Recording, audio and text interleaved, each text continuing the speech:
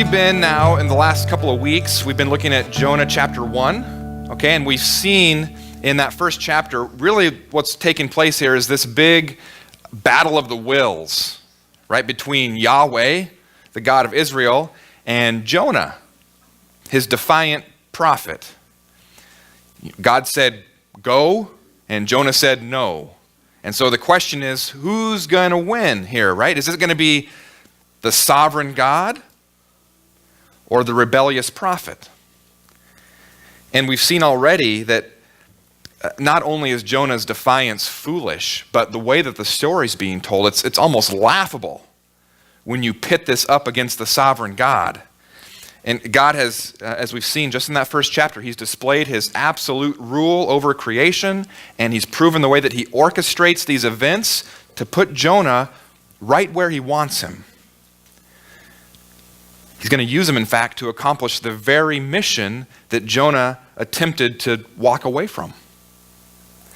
Psalm 2, there's a verse in Psalm 2 that talks about, it starts out talking about how the nations and the peoples rage against God. They plot these things against him. They try to defy him, a lot like Jonah's doing. And then it talks about God's initial response to those best laid plans of men to defy him.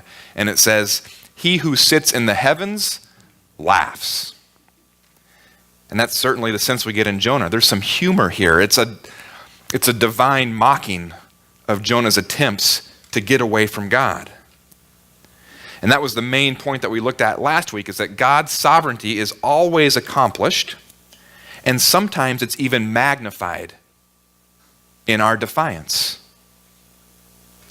Remember, this little book of Jonah that bears his name isn't primarily about Jonah. The main character in this book is God. The book only has 44 verses, and God is referenced 39 times in 44 verses.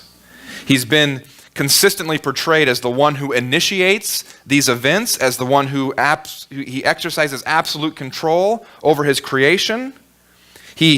Just look at so far what he's done. In chapter 1, he initiated the word to Jonah, right? He brought the word to him. He hurled a great wind upon the sea. He caused a lot to fall on Jonah. And he brought about the circumstances that forced Jonah to be thrown overboard. And then he caused the storm and the sea to cease from its raging. And that is the very portrait of God that we get all throughout Scripture. He reminds us of his nature in this way in a lot of places, but Isaiah 46 is a good one, where God says, I am God and there is no other. I am God and there is none like me, declaring the end from the beginning, and from ancient times things not yet done, saying, my counsel shall stand, and I will accomplish all my purpose. I have spoken, and I will bring it to pass. I have purposed, and I will do it. And that's part of what's so shocking about this story, is that Jonah knows this. Jonah knows God, and he knows this about God. But yet for all of his knowledge about God and his position as a prophet and his previous service to Yahweh, despite all that, he books a one-way ticket on the USS Defiance. Right? He's heading out. And that should give you pause, friends. Because if we see a man of God, a prophet of God, faithful in service before, that he can become hard-hearted and obstinate and defiant, that means there's a danger for you there as well. Even if you've known God's grace and served him obediently in the past. There's a danger for you, just like there was for Abraham, or for Noah, or for David, or for Solomon, or in this case, Jonah. There's no room for coasting in the Christian faith. You can't look back at the day you became a Christian once upon a time and rest on that. I like old hymns. One of them that I like is Come Thou Fount of Every Blessing. I'm sure most of you know that one. But there's always been a line in that hymn that's been a bit troubling to me. Prone to wander, Lord, I feel it. Prone to leave the God I love. You ever felt that experience? Ever felt that emotion? Here's the reality, though, that if you belong to God the way Jonah belongs to God, he will never allow you to wander forever. In fact, he will move heaven and earth to get you right where he wants you.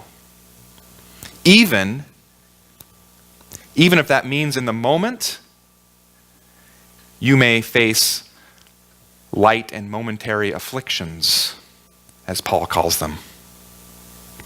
Trials, troubles, tribulations that God brings about in your life that may in fact hurt you, but will in fact save you.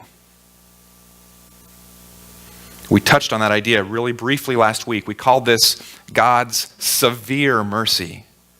His willingness to do whatever it takes to save his people, even if that means bringing affliction into their life. And that's the big point for today that we'll see in chapter 2 of Jonah, is that God employs his severe mercy to awaken people from their state of defiance. God employs his severe mercy to awaken people from their state of defiance. Let's read. I'm going to start in Jonah 1:17, and I'll read all the way through chapter 2, and then we'll dig into this. Jonah 1:17. And the Lord appointed a great fish to swallow up Jonah. And Jonah was in the belly of the fish 3 days and 3 nights. Then Jonah prayed to the Lord his God from the belly of the fish, saying, I called out to the Lord out of my distress, and he answered me. Out of the belly of Sheol I cried, and you heard my voice. For you cast me into the deep, into the heart of the seas, and the flood surrounded me. All your waves and your billows passed over me. Then I said, I am driven away from your sight, yet I shall again look upon your holy temple. The waters closed in over me to take my life. The deep surrounded me. Weeds were wrapped about my head at the roots of the mountains. I went down to the land whose bars closed upon me forever. Yet you brought up my life from the pit, O Lord my God. When my life was fainting away, I remembered the Lord, and my prayer came to you into your holy temple. Those who pay regard to vain idols forsake their hope of steadfast love. But I, with the voice of thanksgiving, will sacrifice to you. What I have vowed I will pay. Salvation belongs to the Lord. And the Lord spoke to the fish, and it vomited Jonah out upon the dry land. Now, last time we saw Jonah, he'd been thrown into the sea, right? For all that he could see, this brought an end to his defiant journey. But what he doesn't yet know is that God has booked him a return ticket. God is once again the primary character in the story here, and the way we see that is by what happens before and after Jonah's prayer. Okay, the author, if you look in verse 17 of chapter 1, it's about what God does, appointing the fish. And then at the end, in chapter 10 of verse 2, it's about what God does by commanding the fish. So we get these actions of God at the beginning and at the end to sort of frame in, bracket in, what God is doing to Jonah in the belly of the fish. Okay? And it's a way to remind us that Yahweh, that God is behind all of this. He's orchestrating these events to bring Jonah right where he wants him. And what we're meant to see here is that God will employ a severe mercy to awaken people from their state of defiance. And also, that you can never sink further than God's saving hand can reach. And as we see this play out, we're going to look at 3 really important truths from this passage today, okay? Here's the first one. God is the composer of Jonah's distress. God is the composer of Jonah's distress. Verse 17 says, "And Yahweh appointed a great fish to swallow up Jonah, and Jonah was in the belly of the fish 3 days and 3 nights." And some of you might be thinking, finally, we get to the exciting part of this story. We get to talk about the fish. This is where the action happens. And people love to speculate about what kind of fish this was and talk about the scientific possibilities of a man surviving inside the stomach of a fish and to recall historical accounts of other people being swallowed by fish and living to tell the tale. And if you've been looking forward to this, I'm really sorry to disappoint you because I don't care about any of that. I don't care about any of that. Now, I realize what people are doing when they do that with this story, because for whatever reason, this verse in particular, chapter 1, verse 17, is one of the verses that causes people to doubt the integrity of the entire Bible. If this didn't happen, the whole Bible's in question. And how could this really happen? And so we want to lend some credibility to this story. We want to help the Bible out a little bit by providing some science and some history to back it up. And the problem is, when you do that, you not only miss the point of Jonah, but you undercut your entire Christian faith in the process. Let me just say this. What we read about here with the fish is a miracle. By definition, it's an act of God. Okay? And so the next time someone asks you if you really believe a story about a man surviving in the belly of a fish for 3 days and 3 nights, how about instead of trying to defend that scientifically, you just say something like, my whole faith actually rests on the idea of a man being raised from the dead after 3 days. And so if my God can do that, what else can he not do? Interestingly, though, that same man who was raised from the dead, Jesus, believed this account to be true. We see that later on, and we'll talk about that later on in the series. But is it really so fantastic to believe that the God who created the waters and everything that lives in the waters can control those things? And that's what we're told here in verse 17. The Lord appoints this great fish. He commissions it for a specific task. And his creation responds in obedience. So who cares what kind of fish this was? Or about the biological impossibility of a man surviving in the belly of a fish? When we obsess about the fish, we miss the point, because the greater miracle taking place here is not in the belly of the fish. The greater miracle is what's going on in Jonah's heart. Let's look at this prayer. Chapter 2, verse 1. Jonah begins, "Then Jonah prayed to the Lord his God from the belly of the fish." He prayed to Yahweh, his God, from the belly of the fish. Why is that significant? If you remember back in chapter 1, verse 6, the ship's captain came down to urge Jonah to pray. Everybody else was praying on board, however misguided it was, but Jonah didn't pray. Remember, he was settled into that state of comfortable defiance. And now, what suddenly drives Jonah to pray is that he has been woken up by God's severe mercy. It's rattled him. It's got his attention. He was asleep before, physically and spiritually, and now Jonah's wide awake. And here's why Jonah needs this wake-up call, okay? See if you can relate to this. When you're in the depths of your defiance, you know you're sinning against God. And you know that you've brought these circumstances largely by your own making, by your choices. If you still feel like you have a way out of that, if you still feel like you can attempt to solve your own problems, that's what you'll do. You won't seek God and the deliverance that he can provide. You'll try to do it yourself. It's the great American way, isn't it? Sola Bootstrap Sia. I've heard. I didn't make that up. That's what we do, though, isn't it? Pull yourself up by your bootstraps. Solve your own problems. Be independent. Take care of yourself. But very often, it's only when you've reached rock bottom that you turn and look up and see God has been reaching out for you the whole time. And that's the case here with Jonah. All of his plans had to be annihilated.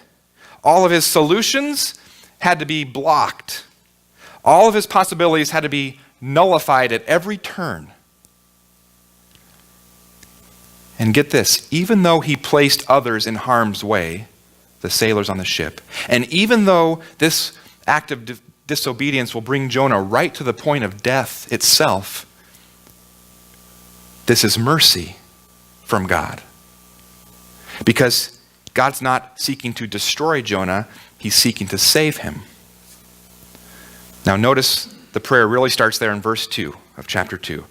Jonah says, I called out to Yahweh out of my distress, and he answered me.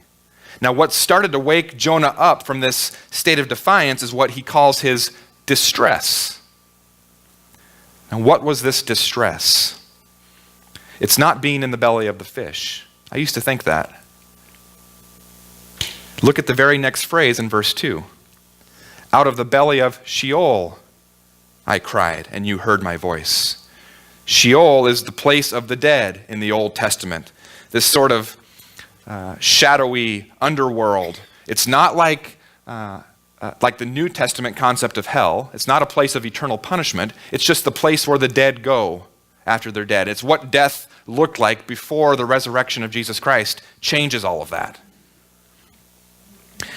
To be in Sheol is to be dead. It's to be beyond all help.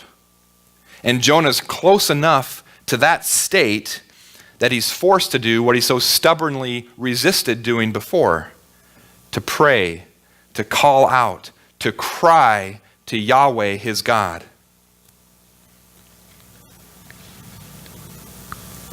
He sure waits a long time to do it, doesn't he? Till he's almost dead. Do you ever do that?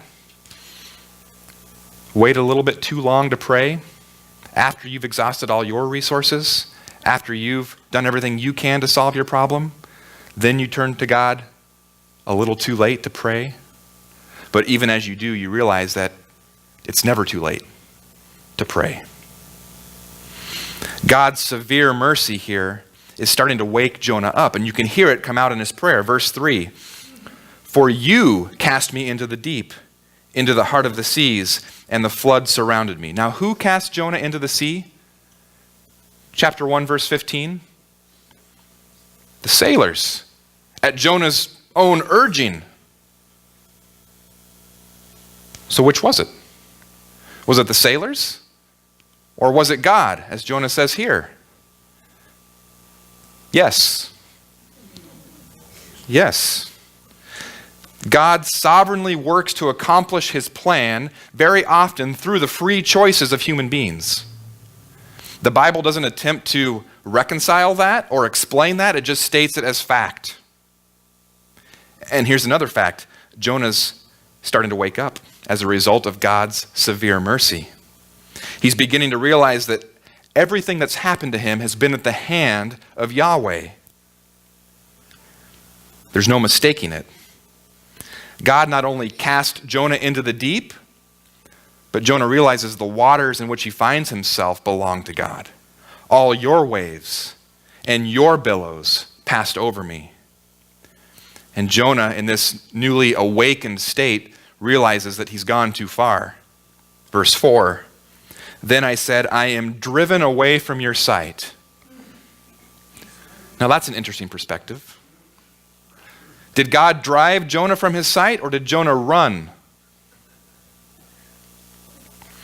What's going on here is Jonah's giving emotion to this panicked response he's feeling, he's experiencing as he's beginning to drown. And he feels like God has abandoned him. It was Jonah who turned from Yahweh to death, but it turns out that God brought him there, which means that God can bring him back. Jonah's prayer continues. You can picture him gasping for air, struggling to stay afloat near the surface of the water. And he says, still in verse 4, yet I shall again look upon your holy temple. Now, the ESV, the version I'm using here to preach out of, it states that as just a statement of fact. But in other translations, it puts this part of the verse forward as a question. So it's not, yet I shall again look upon your holy temple. I think reading this as a question makes more sense in the context. So you would read verse 4 more like, I am driven away from your sight. How shall I look again upon your holy temple? How is this possible? You see, what Jonah desired, remember back at the beginning, was to flee from the presence of God. And now Jonah fears that God's about to give him exactly what he desired. He's about to hand him over to that wish to flee from God's presence. Have you been there? Have you ever felt like you were asleep spiritually in your defiance, and then you were awakened by God's severe mercy, but your initial response was that you felt the weight of God's presence before you felt relief? You become painfully aware of your sin, and you think things like, there's no way God could accept me after what I've done. Or, I wouldn't blame God if he abandoned me. Or maybe it's better that I just die now. It's what I deserve. This is what Jonah is experiencing in verse 5. The waters closed in over me to take my life. The deep surrounded me. Weeds were wrapped about my head. Jonah's drowning. God's waves and his billows passed over him near the surface, but now he is sinking. He's in the depths. First part of verse 6, at the roots of the mountains, I went down to the land whose bars closed upon me forever.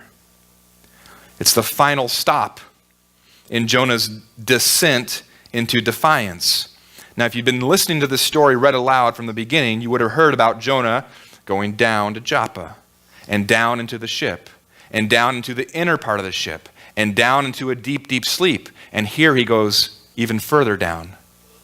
But there's nowhere left for him to go after this. It seems to Jonah as though he's crossed into Sheol, this place of the dead itself. It's like a fortress of death. And there's this picture he gives us of these barred gates that are going to keep him there forever. There's no escape. And God has brought him here. Sometimes our defiance is so severe that it requires a severe mercy to overcome it. We may even need to be brought to the point of death before we can be rescued. This is what the Christian proclaims in baptism, you realize. Plunged into the waters, death to yourself, raised with Christ. This is what the Christian experiences through the lifelong process of sanctification, that gradual process of being conformed to the image of Jesus Christ. Continual death to self, life in the Lord, discipline to those whom he loves. It's what's happening to Jonah right now. God is employing severe mercy to awaken Jonah from his state of defiance. Jonah's in the depths. He is as close to death as somebody can get, which means that any chance of escape is going to require miraculous intervention, sort of like a resurrection. But before we move on, don't forget that it is God who is the composer of Jonah's distress. God is the author of this, which should give you hope that he has Jonah's good in mind, not destruction, but salvation. And that brings us to our second important truth, that God is the rescuer of Jonah's life. God is the rescuer of Jonah's life. With Jonah on the brink of death, here's the turning point there in the middle of verse 6. Yet you brought up my life from the pit, O Yahweh, my God. Finally, after a trajectory of down, down, down, we get this change in direction now. Up. God lifts him up. And this, I think, must be the moment when Jonah is swallowed up by the fish. The fish isn't God's punishment on Jonah, it's God's means of rescue for Jonah. It's his Ephesians 2 moment. Remember Ephesians 2, verse 1, you were dead in the trespasses and sins in which you once walked. Read on, but God miraculously intervened even when you were dead in your sins. So who cares what kind of fish this was? All that matters is that this is an expression of the amazing grace of God to his defiant prophet. And notice how Jonah refers now to Yahweh, my God. He appeals to his personal relationship with his God. What's amazing here, I think, isn't that Jonah cries out to God. We would expect that once he's reached this point. It's that God, after being stiff-armed by Jonah, answers him. It's what God promises to do for all of his defiant people, to love you with an everlasting love. So if you are a Christian, if you do belong to God and you find yourself experiencing circumstances that you think may be God's wake-up call on your life, don't despair. Cry out to God like Jonah does here. Remind him of his promises to you to never forsake you and to never leave you. Verse 7, Jonah continues, when my life was fainting away, I remembered Yahweh, and my prayer came to you into your holy temple. It's like Jonah's saying that his prayer has reached the very heart of God. And as Jonah calls to mind the past and the future promises of God, God remembers Jonah, and God rescues him. And then Jonah realizes in verse 8 that those who pay regard to vain idols forsake their hope of steadfast love. The word translated steadfast love is a very, very, very important word in the Old Testament. Hesed. Hesed. It speaks of, well, let me tell you first what it doesn't mean. The fact that he's using that word hesed tells us that when he's talking about those who worship vain idols, he's not talking about the people of Nineveh. He's not talking about even the pagan sailors on board the ship, because hesed is a word that's used to express Yahweh's loyal, sacrificial, devoted, faithful love to the people of his covenant, to the people of Israel. A people who are trampling on God's hesed through their idolatry. Isn't this Israel's problem in Jonah's day? Hasn't that been Israel's problem since the beginning, since the day they were given the law at Mount Sinai? Isn't this the problem of God's people still today? We're much more sophisticated about it, right? We're not as likely to carve an image out of stone or wood and worship that, but we will bow down to the altar of money, of career, of sex, of recreation, even family. An idol is anything that displaces God as the rightful object of your supreme devotion and allegiance. Anything that knocks God off of that top spot is an idol, and it's our fundamental problem. Idolatry. Jonah calls these idols vain, not only because they're ultimately worthless, but as you may have discovered, they never deliver on what they promise. Never. And Jonah may have himself in mind here a little bit too, because he's guilty of worshiping the idol that many of us have set above God as well. It's the idol of self. Self-worship. It's the idea where you make your own satisfaction and desire the object in which everything else in your life must submit to, even God. For Jonah, that expressed itself in one way by refusing to preach to the people of Nineveh. For you, you have to answer that. But it's amazing what God's severe mercy can awaken. Look at verse 9. But I, with the voice of thanksgiving, will sacrifice to you. What I have vowed, I will pay. Now, isn't it amazing that Jonah needed God's severe mercy, being thrown overboard and nearly drowning to death, to get to the same point that the pagan sailors had reached 3 days earlier? Remember chapter 1, verse 16?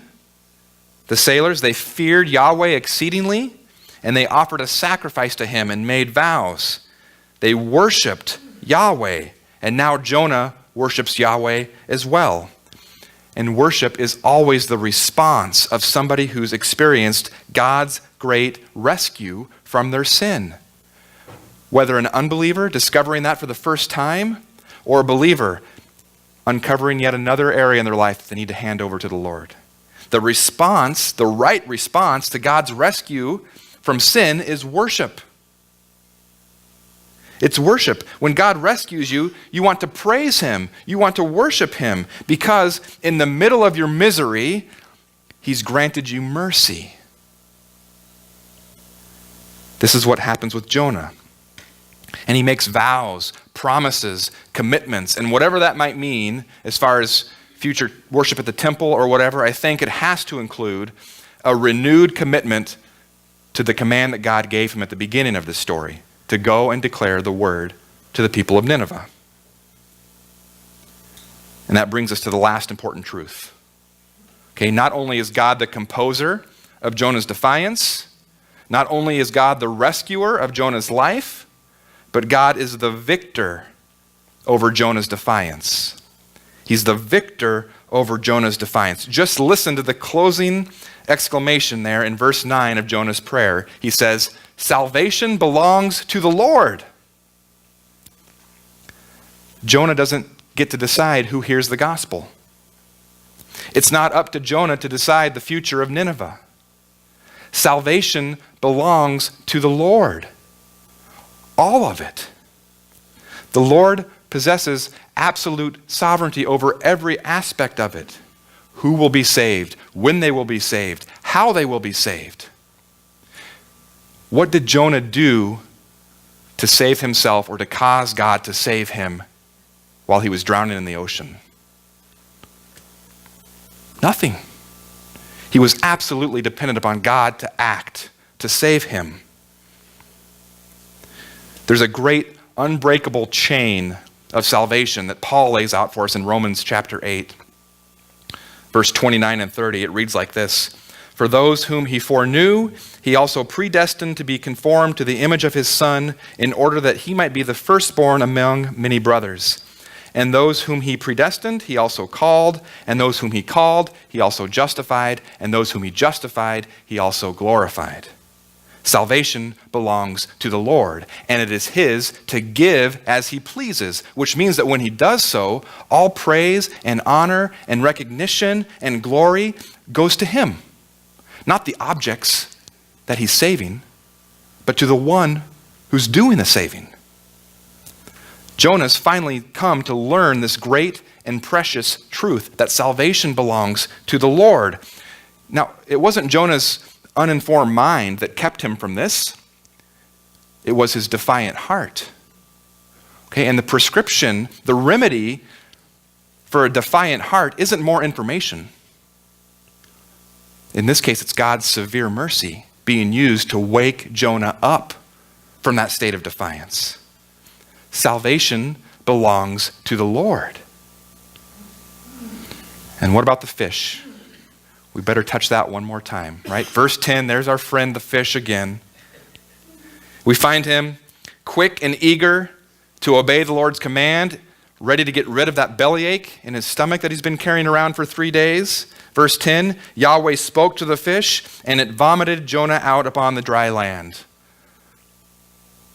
Fun little Hebrew lesson for you. If you want to know the Hebrew word for vomit, ka. Easy one to remember. Ka. But the fish, as quickly as he came into the story, now he leaves the story. Both times proving to be a much more faithful and reliable servant than the prophet of God. He obeys instantly. Salvation belongs to the Lord. Like everything else in this story, it's subject to God's absolute sovereignty. Can you hear that in the words of the one who says, I am the way and the truth and the life. No one comes to the Father except through me. When he was conceived in the virgin's womb, the angel Gabriel visited her fiancé to relieve his fears about Mary's pregnancy. Don't divorce her, Joseph.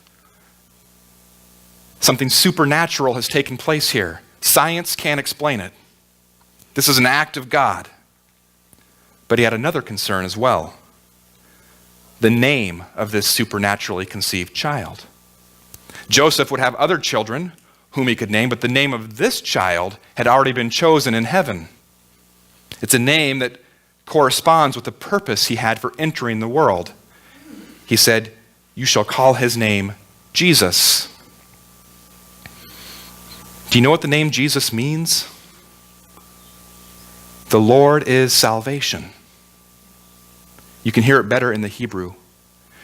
You shall call his name Yeshua. Jonah said, Yeshuata belongs to the Lord. Salvation belongs to the Lord. It belongs to him. And the means by which he brings it about is through this one whose name echoes on Jonah's confession of faith. How did Jesus accomplish his salvation? Not Jonah. Well, Jonah felt abandoned by God in the depths. Jesus was abandoned by God on the cross. Jonah's disobedience led him to the depths. Jesus' obedience led him to the cross. Jonah cried out from the depths, I'm driven away from your sight. Jesus cried out from the cross, my God, why have you forsaken me? The distress Jesus endured was composed by his Father. He died on the cross. He spent 3 days and 3 nights in the belly of the earth. And then the same God who composed his distress rescued his life by raising him up from the depths. At God's sovereign command, Jesus Christ burst forth from the tomb as the victor over sin and death, the powers that seek to defy God. Salvation belongs to the Lord. And you must find that salvation through the means of the one that God has appointed, the one who is greater than Jonah, Jesus Christ. So if this morning you find yourself in the depths, cry out to him. The circumstances you are in, the suffering that you may be enduring, might just prove to be the severe mercy of God to wake you up from that state of defiance and to drive you into the arms of the one who is your salvation.